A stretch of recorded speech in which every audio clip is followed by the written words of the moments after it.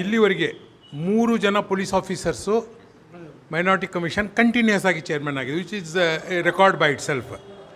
But earlier 2 chairmans had political affiliation. So half of the time or quarter of the time or 30% of the time they used to devote to minority commission, remaining for their political party. Naturally that.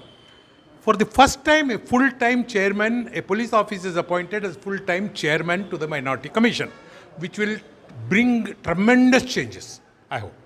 I wish him all the best. Thank you. Sir, ಯಾವ ಥರ help ಆಗುತ್ತೆ sir ಈ minorities ಇವರು chairman ಇಂದ ಈ ಮೈನಾರಿಟೀಸ್ಗೆ ಯಾವ ಥರ help ಆಗುತ್ತೆ? ಸಿ, ಒಬ್ಬ ಆನೆಸ್ಟ್ ಮ್ಯಾನ್ ನಮ್ಮ ಒಂದು ಪವರ್ನಲ್ಲಿದ್ದರೆ ಅದು ಒಂದೇ ಹೆಲ್ಪ್ ಸಾಕು, ಆಮೇಲೆ ಬೇರೆದು ನೋಡೋಣ ಅಂತ. ನಂಬರ್ 1. ಆಮೇಲೆ ಯಾರು ಮುಜುಗರ ನೋಡ್ದಂಗೆ ಅವ್ರು ಕಾನೂನುಬದ್ಧವಾಗಿ ಕೆಲಸ ಮಾಡೋರು, ಯಾರಿಗೂ ಪ್ಲೀಸ್ ಮಾಡೋಂಗಿಲ್ಲ, ಯಾರಿಗೂ ಇದನ್ನು ಕೆಟ್ಟದ್ದು ಆಗೋಂಗಿಲ್ಲ.